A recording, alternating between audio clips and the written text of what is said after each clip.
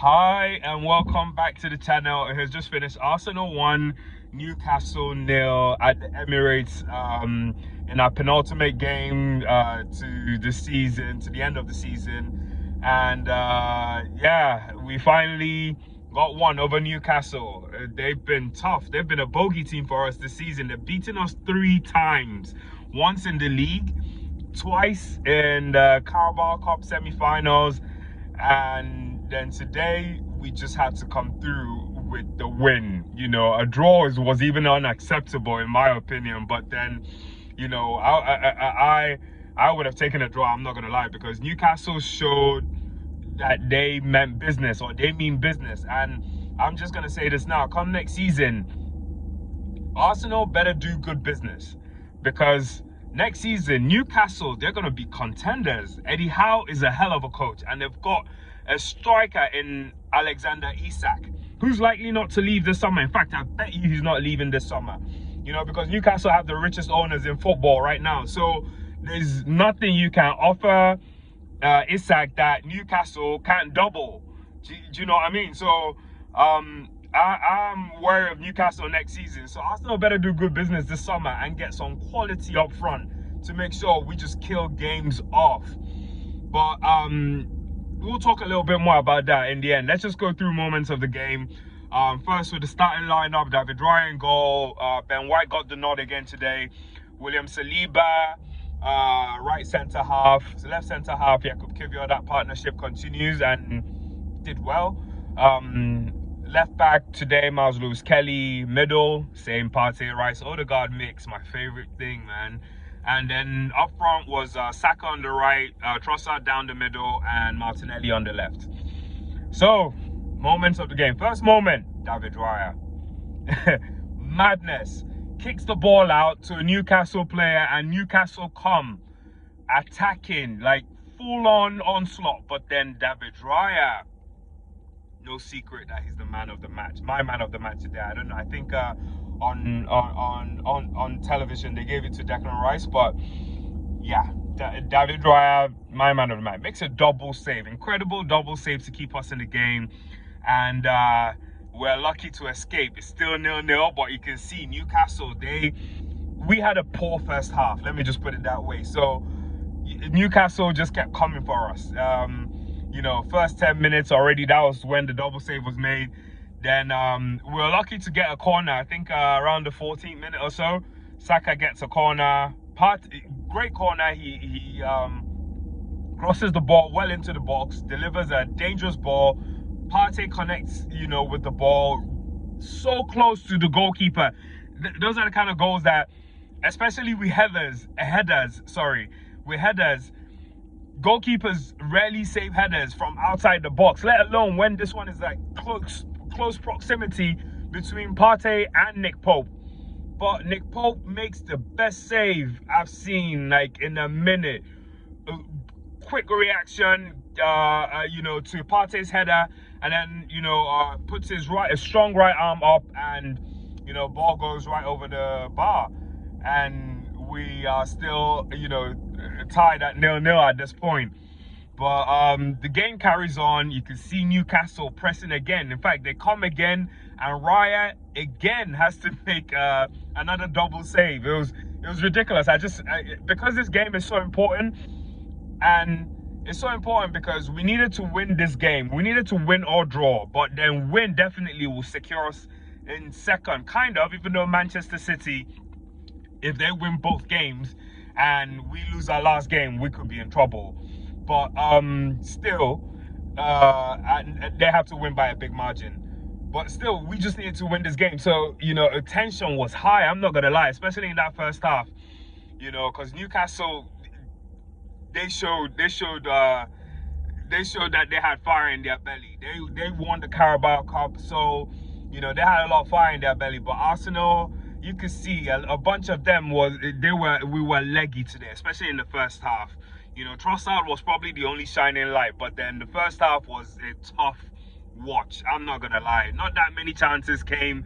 Ben White had a little chance that could have led to a penalty, but then what's it called?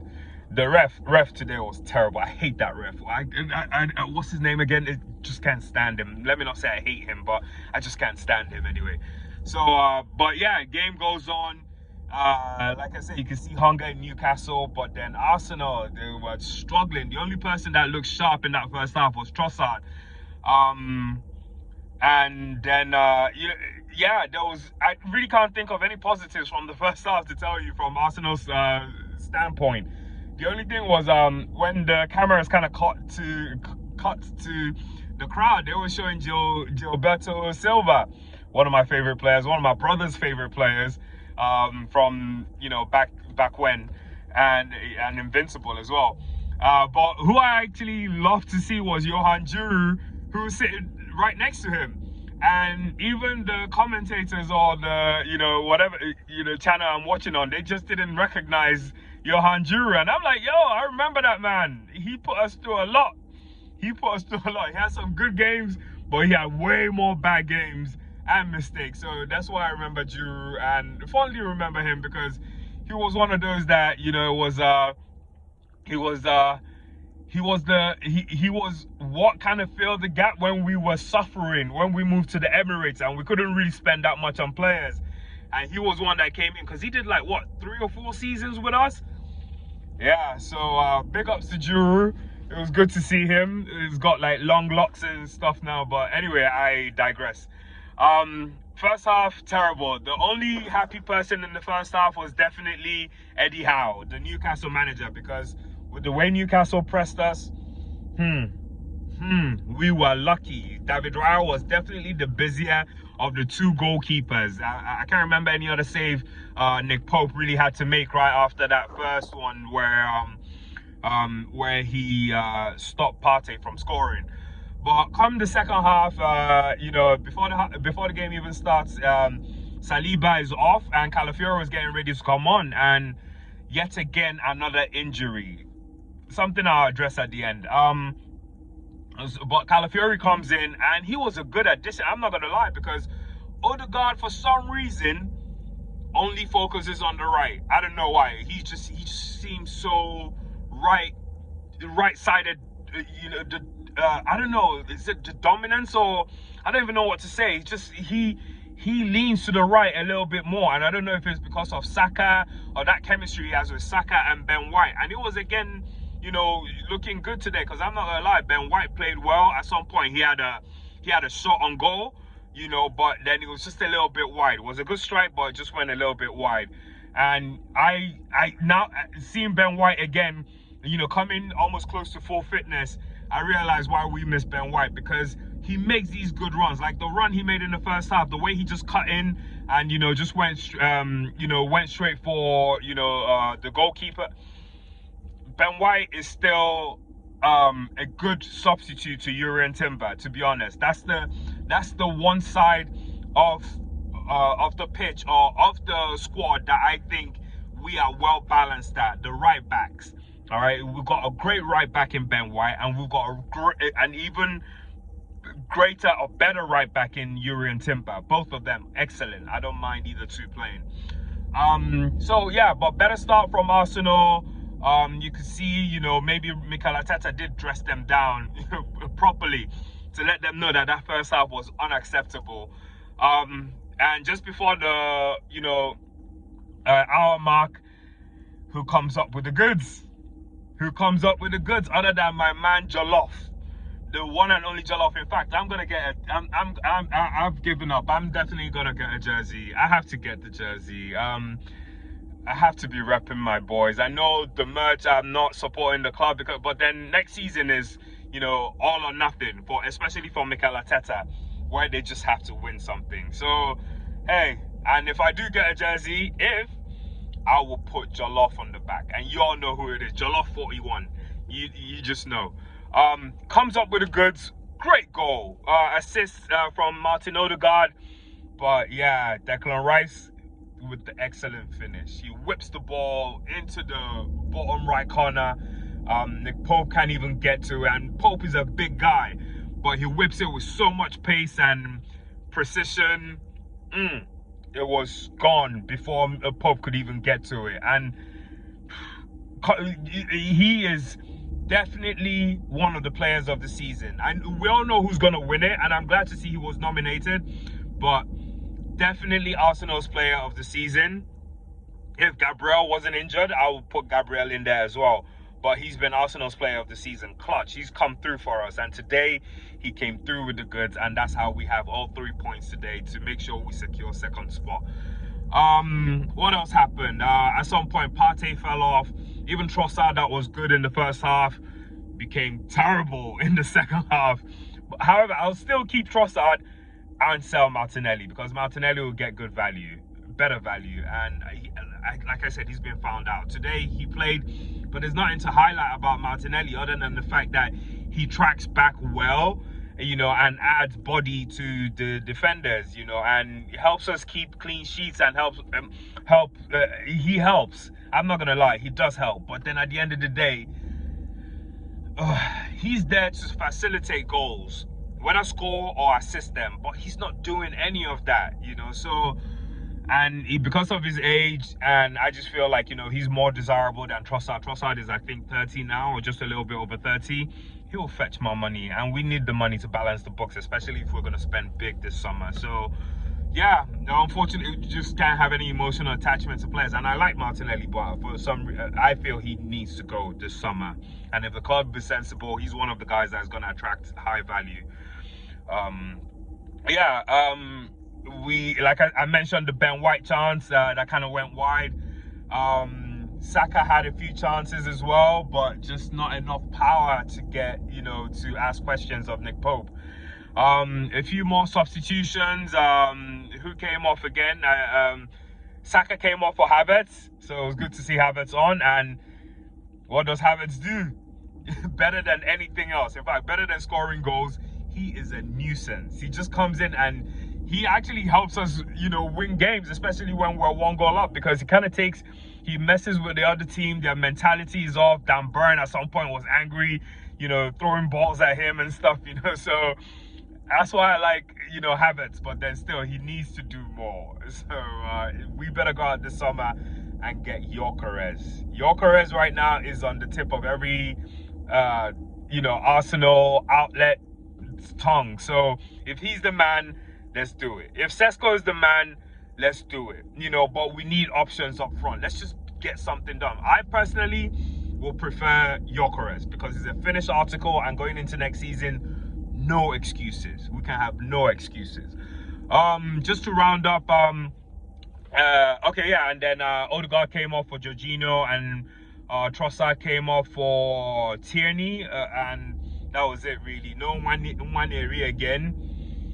Only God knows, but then, yeah, maybe saving his legs for next season or whatever it is, you know.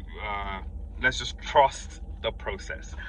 Now, to mention a few things just before rounding up, injuries. Saliba getting injured again is just a story of this season. The injuries that we've been plagued with this season, you know, we've actually done well. I'm not gonna lie, we've done well. It's been a disappointing season. I really want the season to come to a close right now, but then I'm not gonna lie, there were good relations, there were good moments in the season, good feel-good moment. Sorry, a little bit tongue-tied. Great moments where, you know, I felt on top of the world. I was so proud of my club. I was so proud of the players and the manager. So, and to be honest, right now, I'm still proud of them because of what they've had to, you know, overcome to still be second this season. You know, semi-finals in the Champions League. We haven't reached the semi-finals in years.